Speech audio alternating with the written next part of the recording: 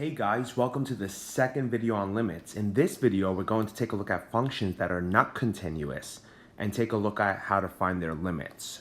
So I created this example called f of x and I just drew something, and here, this is the most important part, is I drew this hole here, and I'm sure you guys learned in pre-calculus what the hole in the graph looks like and how to find it. But I'm going to re-explain it in this video, even if you guys don't recall it, okay? So let's try this example here. What is the limit as x approaches 0 of f of x, which is this function here?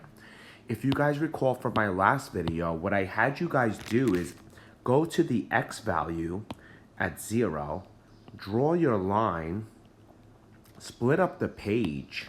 I think it's important to stay consistent. So we're going to split this page up to left and right.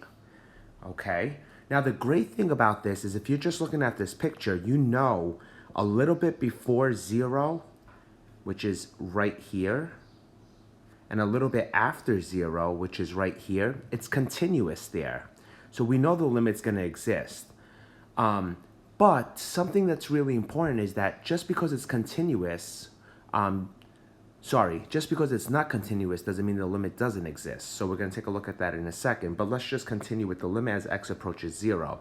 If I come from the right side, I approach this number here. It looks like it's 10. If I come from the left side, I come all the way up, I jump through this hole, I go, and it's also 10. So when I came from the left side and I came from the right side, the number approached the same number. Both numbers were the same, so the limit as x approaches 0 is just 10, okay? Let's try -3 now. Here is -3. 1, 2, 3, negative, okay? So that's -3. I want to follow the same rules. I'm going to draw right down the middle, this guy here, okay? When I come from the left side, I'm approaching this number here. Now watch when I approach it, I get closer and closer and closer to this number that looks like 7. Okay, so from the left side, it looks like 7. When I come from the right side, I keep going. I approach this number, it also looks like 7. I do not care what happens at x equals -3. That's not what a limit is. Limit says, what number am I approaching? And in both cases, they're both approaching the same number, 7.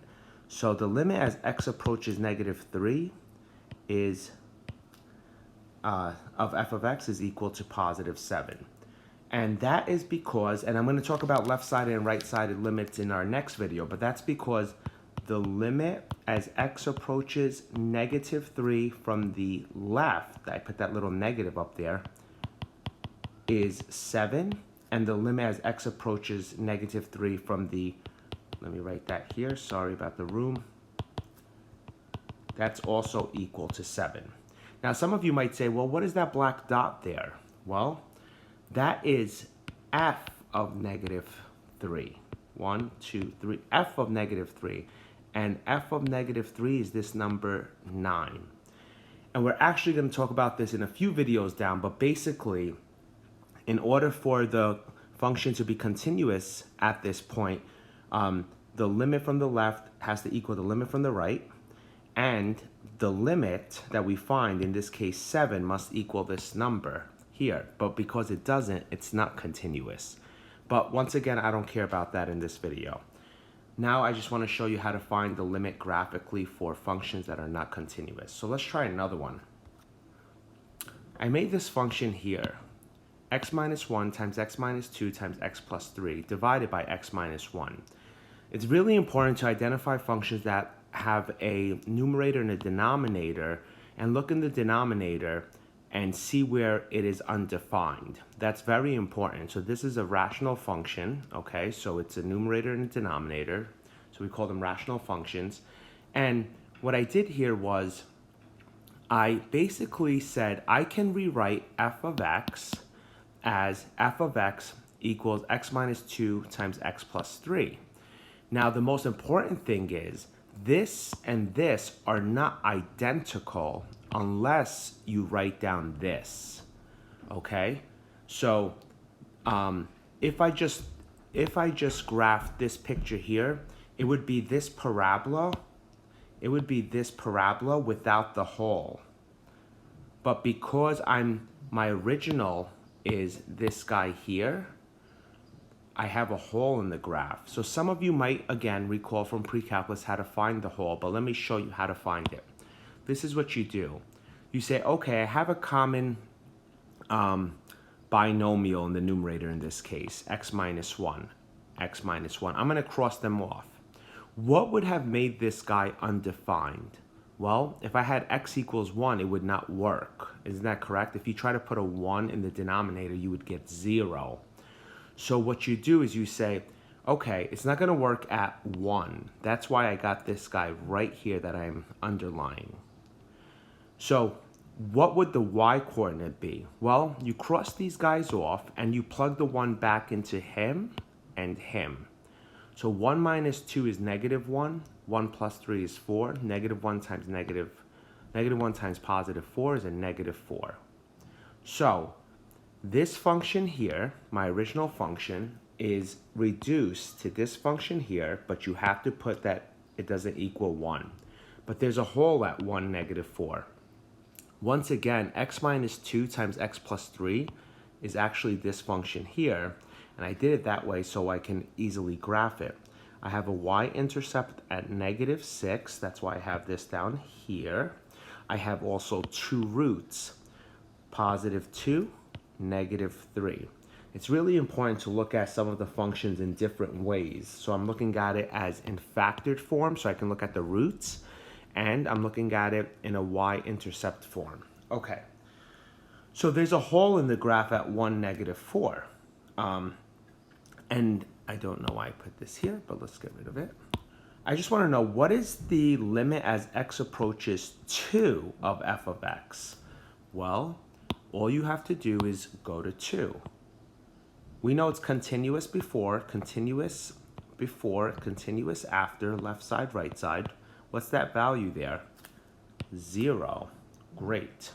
What is the limit as x approaches 0 of this function? Well, go to 0. That's this guy here. A little bit before and a little bit after, it's continuous. So what is this guy here? Negative 6. It's the y-intercept. What is the limit as x approaches 1? Well, this guy is going to be important because there's a hole there. So you draw your line down the page and you say, what happens, let's use this guy here. What happens when I come from the left side? Oh, I approach that hole, which has a y value of negative 4. Do you guys remember? It's up here. What happens when I come from the right side? It approaches this y value. I don't care that there's a hole there. The limit is what happens when you approach it. So in this case, it's negative 4. Okay? So is there a short way of doing this? Kind of, yeah. Let's try this problem right here. I have x squared minus 4 over x minus 2 as my function. Typically, if you saw my last video, what we would do is we would just substitute the 2. When you substitute the 2, guys, you get something in the form of 0 over 0. This is an indeterminate form. You're never allowed to do 0 divided by 0. 0 divided by 0 is not 0. You have to do something with the function to sort of get it out of this format. So I factored x squared minus 4 is equal to x minus 2, x plus 2 divided by x minus 2. Anytime a function has a numerator and denominator, something in common, you can cross them off. And wherever the denominator is undefined, in this case 2, that's where the hole is. So if you put 2 back, how are we going to find the y? You put 2 back into the remainder of the function. So 2 plus 2 is 4. So there's a hole at 2, 4. Okay? So we can actually rewrite this great, beautiful function as this guy here, as long as you say x cannot be 2. Why? Because that's the denominator. The denominator is undefined at x equals 2. There's a hole at 2, 4. So I went to 1, 2. There's a hole here. Okay? So I might ask you, what's the limit as x approaches 0? Oh, 0. Why is he asking about 0? That's this guy here, right? Where's my y? Him. What if I put that in algebraically? Would that give me 2? Sure. Think about it. 0 squared is 0, negative 4 in the numerator, 0 minus 2, negative 2 in the denominator, negative 4 divided by negative 2 is 2. Now let's try the limit as x approaches positive 2. Well, the limit from the left, the limit from the right. The left comes up to this number, which is 4. From the right, it comes down to this number, 4, and therefore it's 4. I don't care that it's not continuous. It happens, what happens when we get very, very close to it. If you try to plug in the 2 into this, look what would happen. As we stated before, you get 0 over 0. Anytime you get 0 over 0, one of the rules is to see if it's factorable. There's other rules, but right now it's just to see if it's factorable. Okay? And then once you get rid of them, you could just resubstitute the 2 and you'll get a 4. Okay? So that's how you do the limit. So let's try them now just algebraically. Okay? So here's your function. Let's get my yellow highlighter. Here's your function. And what are we going to do here? We're going to say, what's the limit as x approaches 1? Well, let's just plug it in. 1 squared is 1. 1 minus 4 is negative 3. 1 squared is 1, plus 1 is 2. 2 minus 6 is negative 4. So that function is, that limit is 3/4. In other words, if you drew this picture out and you went to x equals 0.999999 and 1.000001, you would get close to 3/4, okay? What happens when x approaches 2? 2 squared is 4. 4 minus 4 is 0. 2 squared is 4. 4 plus 2 is going to be 6. Minus 6 is 0. Anytime you get 0 over 0, you should try to factor it. So once we factor it, we get x minus 2 on top, x plus 2 on top, and then on the bottom we get x plus 3, x minus 2. You see that there's something in common, so you're going to cross these off. Once you cross those off, you resubstitute this 2. What do we get? 2 plus 2 is 4. 2 plus 3 is 5. You get 4/5. Basically, guys, if you were going to graph this, you would have a hole at 2, this x, comma 4/5. And 4/5 is going to be your limit. Okay? Let's try this one here. What happens for limit as x approaches 2? You're going to put 2 in there, you get a 5. You put a 2 in there, you get negative 1, and you get a 5. 5 over negative 5 is negative 1. That's your limit. Okay, all I did was I plugged the 2 into all this. Okay? And it worked. There's no reason to cross off anything. Okay, so, yes. Now, had you crossed off something, would you get the same answer? Absolutely. If you think about it, let's get a different color here. Let's do black. X plus 3, you're left with a 1. Put a 2. 2 minus 3 is negative 1, and you get your negative 1. 1 over negative 1 is negative 1. Now, when you plug negative 3 in here, let's imagine that we didn't cross these off yet. When you plug negative 3 in, you get 0 on top over 0 on the bottom. That's going to force us to cancel. You're left with, so that gives you 1 on, when you cross off, you're left with 1 on top. Guys, you have to remind yourself that you need the 1 on top. If it was in the denominator, fine, you don't need the 1. But if it's in the numerator, you need the 1.